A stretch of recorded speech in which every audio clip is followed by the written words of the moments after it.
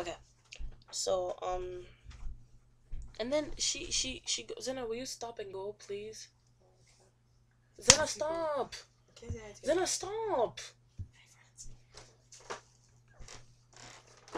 So basically Sonia is trying to get Katerina Ivanova to go back home because she believes that, Katerina Ivanova has gone crazy and that she needs to go back home. She's scaring the mess out of the children. The children are crying hysterically. They're like, "Oh my god, what's going on?" And then she cries, and then she does some more crazy stuff. And she's like, "Oh," and every single time, as many times as she gets, she's like, "Make sure you speak in French and you sing high class songs, because genteel songs, which is aristocratic songs and stuff like they learn with the aristocrats." And then she was like, "Make sure you do all that so people will know that you're of good standing, like you're good children, and everything is great. Like you're good children. You were raised in a high home, high society, but then you were just dropped down because of extenuating circumstances." She kept saying that over and over and over and over and over and over and over again. Like here, for example, "Tell me in French, parlez-moi français." Why? I've taught you. You know some phrases. Else, how are you to show that you are of good family, well brought up children, and not like all the other orphan grinders, meaning all the other orphans? And then she's like, "We must sing something far more genteel," meaning we have to sing something higher class so people will mistake you for common children. "And it is in French. People will see that once you that well, and as it is in French, people will see that once that you were of good family, and that will be more touching." Meaning she just wants to show people that these are good children. They were of high society, but now look what life have done to us. And then she started singing French songs and German songs because in Russia, I'm guessing that if you could speak another language, you were a member of the you were a member of higher society. God, I have a headache. Um, that's it. And then a policeman came over and gave her 3 rubles, like $3. And then she told the officer that, "Oh yeah, we're of high standing. It's just because of life that we're down here singing on the streets." Again, she told him. She mentioned it like 8 times. And the little the little children started to run away, but Polenka and Sonia. Polenka is the oldest one of the 3 children. There's Polenka, Lida, and Kolya. Polenka is the oldest. Kolya and Lida tried to run away, and then Polenka went to go get them. And as Polenka was trying to go run and catch them, Katerina was also running, but then she collapsed. And as they turned her over to, pick her up, they saw that blood was all over her dress because, she had consumption. I guess that's cough. And then whenever she coughed blood.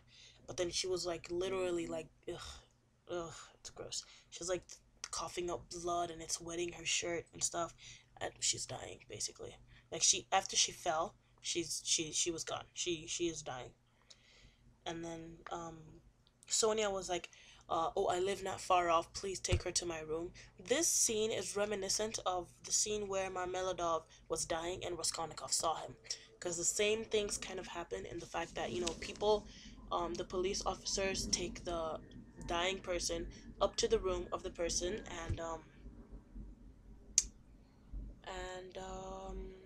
yeah, they take her to the room, and it is clear to see that she's she's crazy and then she's gonna die. She's suffering like pre-death delirium, I guess that's what you call it.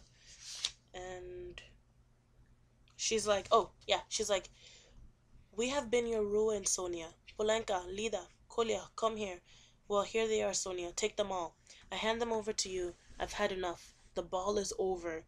Lay me down and let me die in peace." "What? The priest? I don't want him. You haven't got a ruble to spare. I have no sins. God must forgive me without that. He knows how I have suffered, and if he won't forgive me, I don't care." That's Katerina talking, and and then she starts going crazy, and then she starts saying all these crazy things. She starts speaking in German and French, and reliving her old life with her first husband, with whom she really loved. And it's clear to see that she's gonna die. And right before she dies, she says, "Enough. It's over. Farewell, poor thing. I am done for. I am broken. Bam. She's dead. And then Sonia fell upon her, flung her arms about her, and remained motionless with her head pressed to the dead woman's wasted bosom. Bosom. Bosom? Bosom. Yes. And that's it. And then Polenka started crying, and then Kolya and Nida started crying too. And the certificate of merit that she was showing people at the dinner party was just randomly next to her bed. Like, he doesn't, like, no one knows how he got there. And that's, I guess that might be something he might point out. And then SV, Svidrig Gailov, whatever, was there. And then he took Raskolnikov to the side. And then, yay, we're almost done. He took Raskolnikov to the side, and then he was like, I will undertake all the arrangements, the funeral and all that. And I will put the two little ones and Polenka into some good orphan asylum, and I will settle 1,500 rubles to be paid to each one on coming of age. So meaning he's going to take care of them. He's going to make sure that they're well taken care of. And,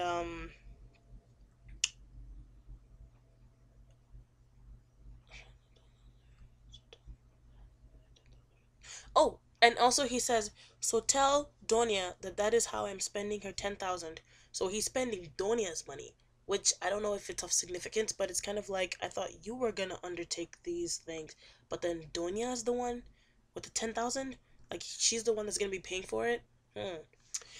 And so then Svidrigailov was listening to the conversation that Raskolnikov had with Sonia, and when he was confessing that he killed Lizaveta, he was listening to in the next room.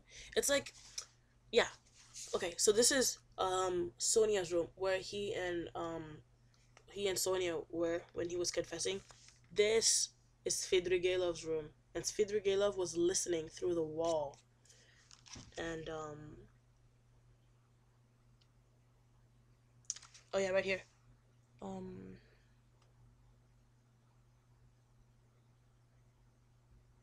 Oh yeah. Raskolnikov turned white and cold, hearing his own phrases spoken to Sonia. So basically, Svidrigailov said pieces of their conversation to Raskolnikov to prove that he was listening, and then Raskolnikov was like, "How do you know?" And then Svidrigailov explained that I'm next door, so I heard everything.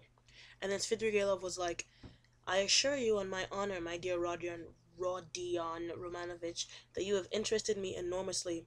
I told you we should not have become friends. I foretold it. Oh, I told you that we should become good friends. I foretold it. Well, here we have, and you will see that an accommodating person I am. You will see that you can get on with me." And that was the end of the chapter. That's it. 6 videos, 6 chapters. Well, 5 chapters, but a lot of stuff. And that's it. If you have any questions or whatever, just call me. It's currently 7:35 right now, so you can watch all these videos. Yeah. Alright. Bye, Joseph. Thanks again for Saturday. Oh, wait, no. Oops, my bad.